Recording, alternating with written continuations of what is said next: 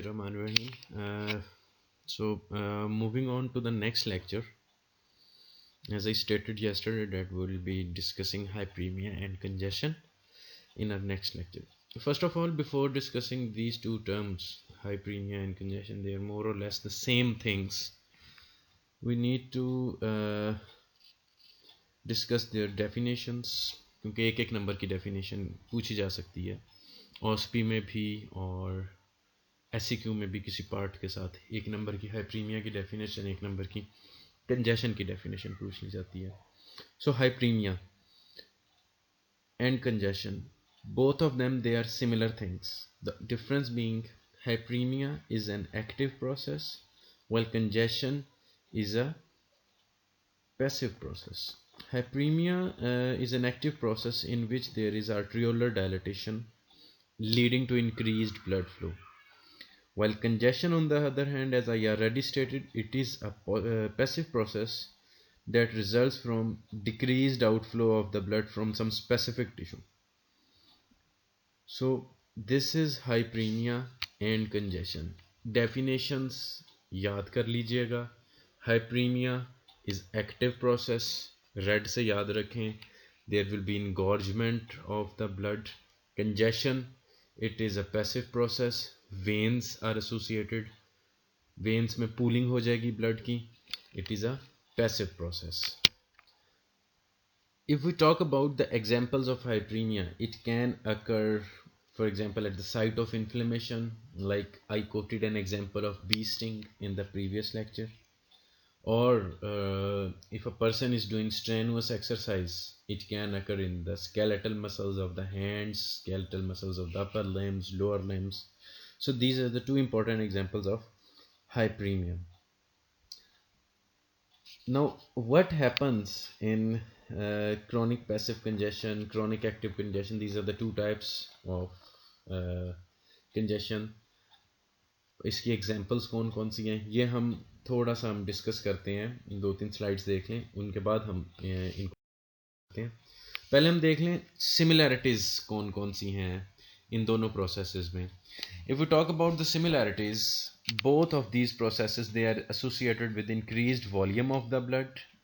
They are associated with increased pressure of the blood in some specific organ, in some specific tissue. Both of these processes, they are associated with the dilatation of the capillaries, and the last one is the increased potential for the extravasation of the fluid. So these are the four similarities which are appearing on your screens. इनको भी याद कर लीजिएगा. 2 number की similarities पूछी जा सकती हैं.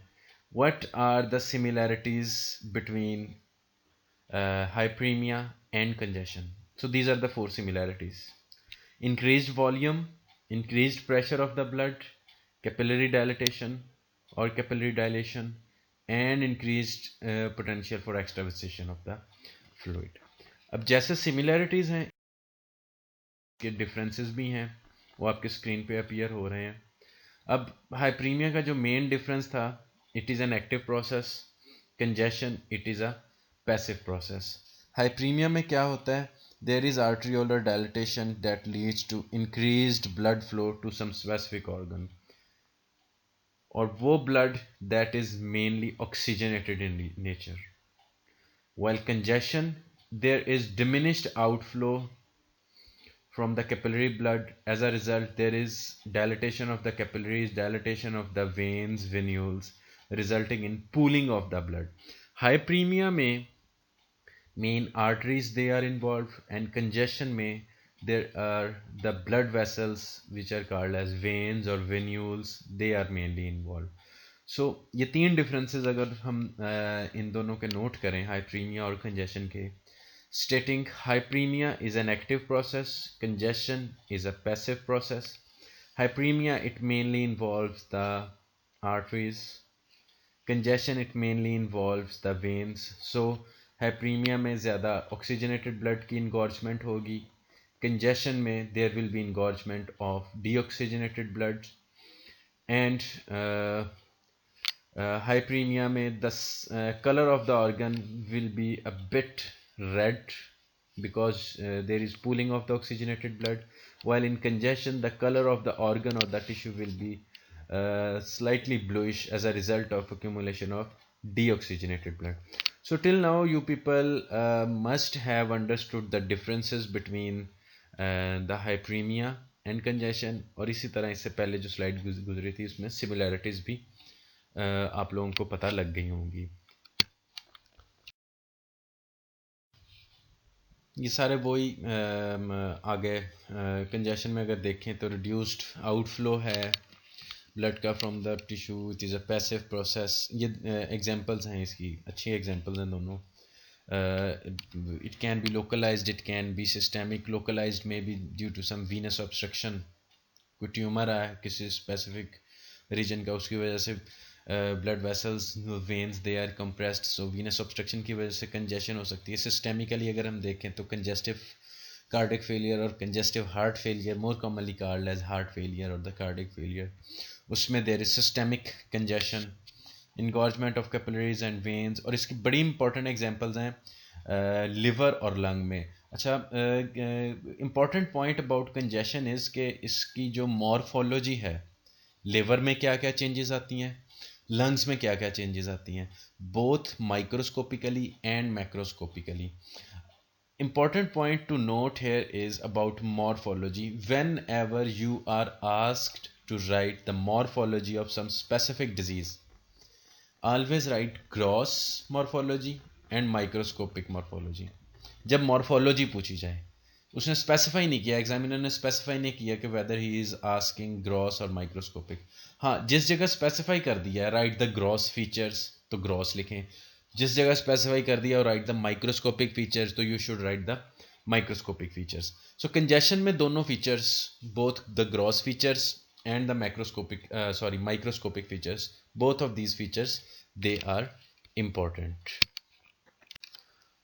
So now we'll discuss the morphology of congestion. दो examples मैंने quote की थी last slide में, liver and lungs की. If we talk about the pulmonary congestion and the hepatic congestion, both of them, their morphologies, they are divided into acute and chronic phases. If we talk about the pulmonary congestion, तो उसमें सबसे पहले हम देख लेते हैं acute pulmonary congestion. There are three important microscopic features of the acute pulmonary congestion. 1.5 number का question पूछा जा सकता है, SCQ में 1.5 नंबर का क्वेश्चन पूछा जा सकता है, OSP में. What are the microscopic features of acute pulmonary congestion? So the three important microscopic features of acute pulmonary congestion, they are the engorgement of the capillaries, there will be alveolar septal edema and intraalveolar hemorrhages. So these are the three important features. I repeat कि ये question पूछा जा सकता है OSP में, SCQ में भी 1.5 number का इसके बारे में पूछा जा सकता है कि what are the features of acute pulmonary congestion, the microscopic features of acute pulmonary congestion. So now moving on to the chronic pulmonary congestion. Chronic pulmonary congestion में दो चीज़ें बड़ी इंपॉर्टेंट हैं. एक तो है उसमें जो पहले मैंने आपको बताया, in the acute congestion there will be edema of the alveolar septa. In this case, the alveolar septa, in chronic pulmonary congestion, the alveolar septa, they will become thickened and fibrotic. वो क्यों होगा? Because chronic term है, chronic inflammation हो रही है, so there will be some scarring of those alveolar septa. As a result of scarring of the alveolar septa, they will become thick and they will become fibrotic. And the second important feature of these chronic pulmonary congestion, that is the presence of the specific type of the cells which are called as the heart failure cells. Next slide में मैं आपको heart failure cells भी दिखा दूंगा वो क्या हैं. So heart failure cells आ जाएंगे, accumulate हो जाएंगे. So ये दो important features हैं chronic pulmonary congestion के. One is the thickening and the fibrotic alveolar septa, and second important feature is the presence of the heart failure cells. Now moving on to the hepatic congestion, acute और chronic hepatic congestion. तो अगर हम इसमें देखें एक बड़ी specific term use होती है for the liver, for the gross features of hepatic congestion, that is called as nutmeg liver. Nutmeg liver एक बड़ा नटमैग एक बड़ा आम सा मसाला है that is used in the routine kitchen ख़वातीन को बड़ी अच्छी तरह पता होगा। नटमैग कहते किसे हैं ये मैं आप लोगों पे छोड़ता हूँ, उसको उर्दू में क्या कहते हैं। किचन में यूज़ होने वाली चीज़ है, गूगल कर लीजिएगा, विकीपीडिया से देख लीजिएगा, और फिर उसकी ग्रॉस अपीयरेंस नटमैग की और ग्रॉस अपीयरेंस जो होगी लिवर की, लिवर कंजेशन में, उन दोनों को साइड बाय साइड रख के देखिएगा तो दे विल बी मोर और less the same.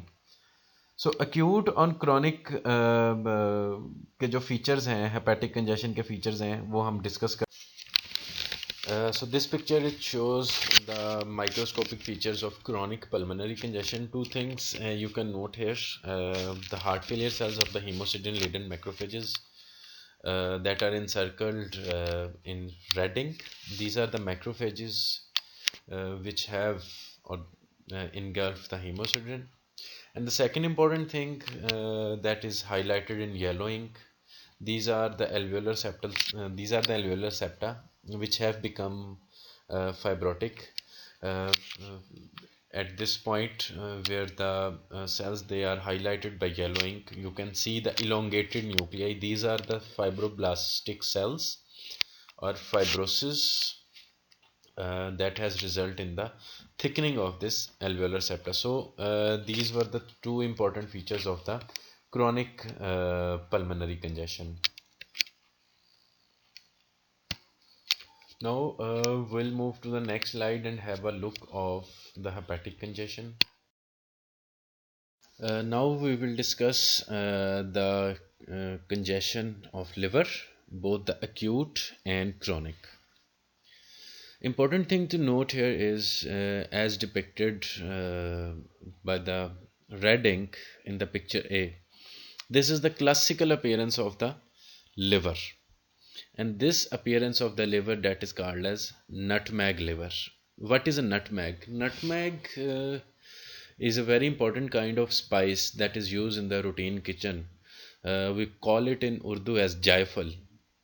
When you cut the jaifal, when you cut the nutmeg, when you cut the jaifal, its cross section shows exactly the same view as the view you are seeing in this picture A. Why it is called as nutmeg? Because there is classical areas in the liver, some are elevated and some are depressed, and those areas they resemble the elevated and depressed areas of the nutmeg or jaifal. And according to this macroscopic or the gross morphology, the liver in congestion is called as nutmeg liver. Moving on to the microscopic features. Sorry. If we talk about the acute hepatic congestion, two things they are very important. One thing that is encircled by this yellow ink, and the second thing that is encircled or marked by blue ink. These are the two important microscopic features of acute liver congestion. One is the distension or the dilatation of the central vein that is depicted by yellow ink, and the second is the distension of the hepatic sinusoids that is depicted by the blue ink. So these are the two important microscopic features of acute liver congestion. And if we talk about the chronic hepatic congestion or the chronic liver congestion, you will see number of the macrophages, and those macrophages they will engulf the hemosiderin. So hemosiderin laden macrophages, just like the hemosiderin laden macrophages in the pulmonary congestion, they will be seen in the case of liver congestion. Along with these hemosiderin laden macrophages, you will see some acellular areas. You are not able to see those acellular areas in this picture, but just remember you will see the acellular areas that represents the necrosis or the hepatocyte dropout. So chronic hepatic congestion will show the hemosiderin laden macrophages. It is important to note the macrophages they have engulfed the hemosiderin, so it means there will be some hemorrhage, and that hemorrhagic material that has been engulfed by the hemosiderin. And the second important thing is the presence of acellular areas and acellular necrotic areas. So these are the two important features of this hepatic congestion. So till now we have studied the hypremia and congestion, their similarities, their differences, the various morphologies, both the pulmonary congestion and the hepatic congestion. Now we will be dealing with the hemostasis.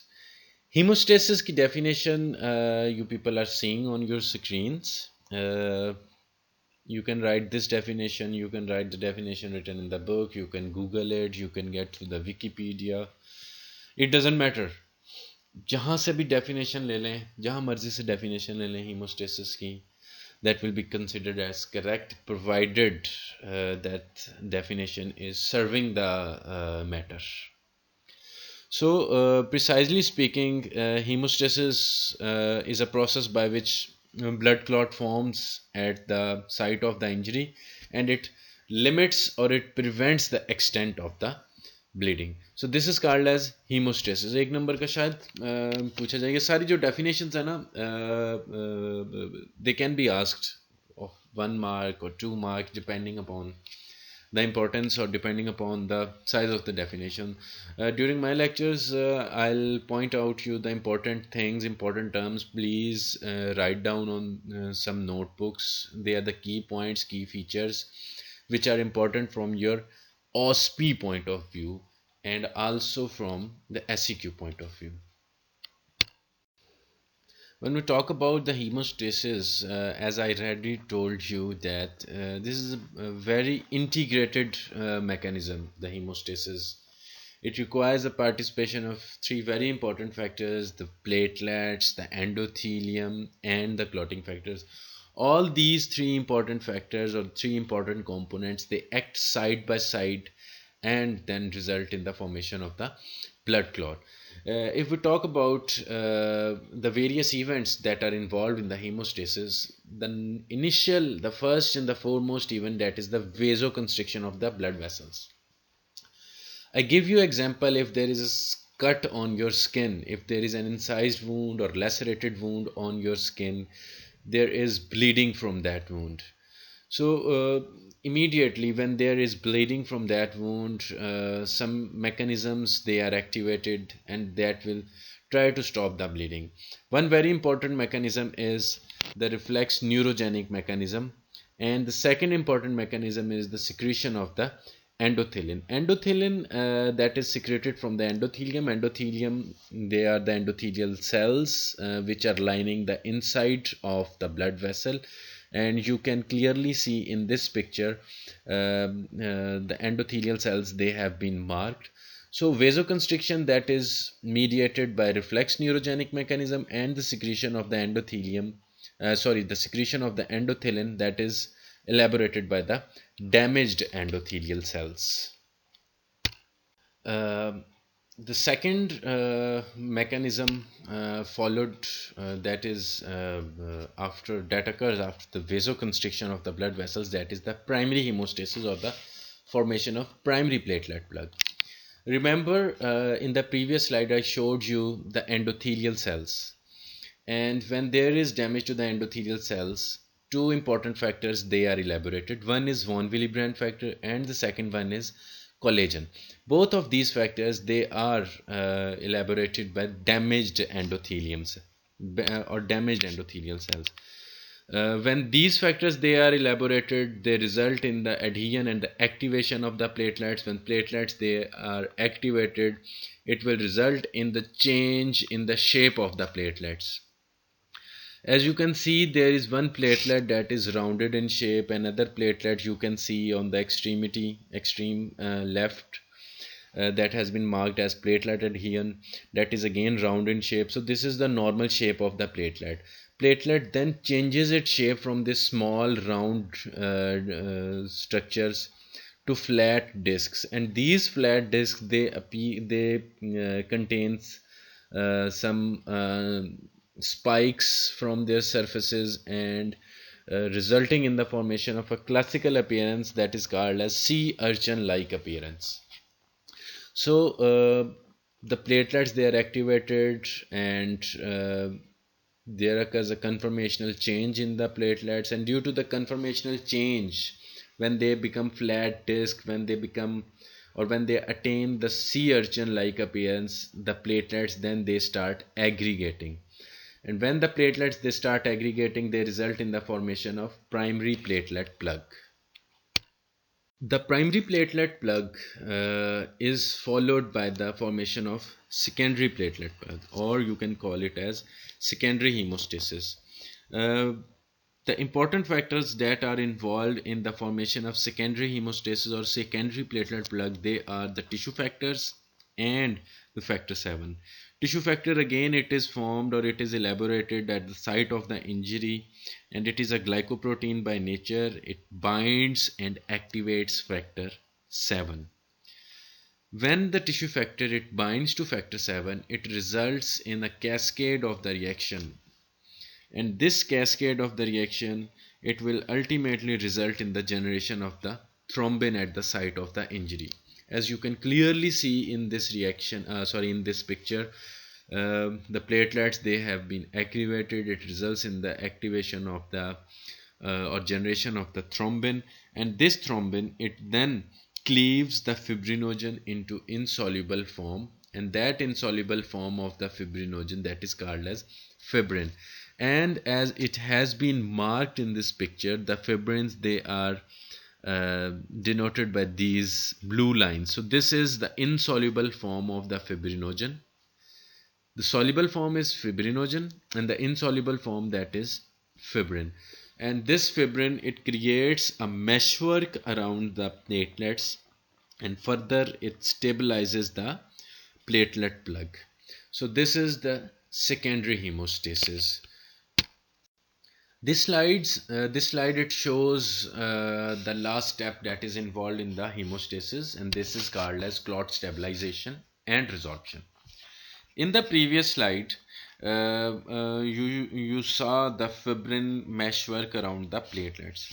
So when there is fibrin meshwork around the platelets, it results in the formation of a solid platelet plug, and that platelet plug it further prevents the bleeding. As you can clearly see, there is entrapped neutrophil, there are entrapped blood cells in the fibrin meshwork. So these all things, the entrapped blood cells, the platelets, they result in they limit the bleeding from the site of the injury. Now, important point here is if this platelet plug or the secondary hemostatic plug or secondary platelet plug, it stays there, it will result in the entrapment of more neutrophils, more blood cells, and more platelets.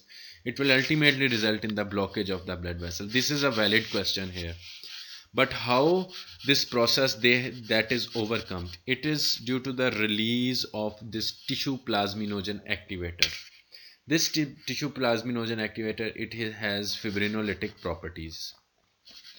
When the bleeding is stopped, tissue plasminogen activator will be activated, and it will result in dissolution of the clot, dissolution of the secondary clot, and ultimately it will result in the clot resorption and the tissue repair.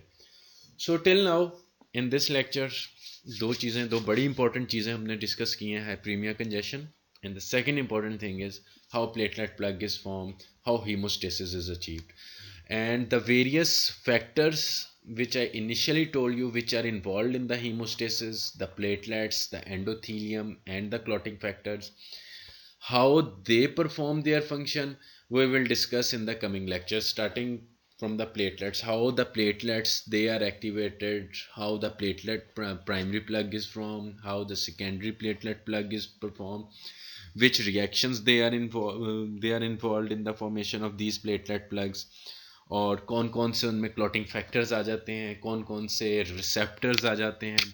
So we'll discuss in the next lecture, and if there is any query, you can contact in your class group and convey your queries to me. Till then, Allah Hafiz.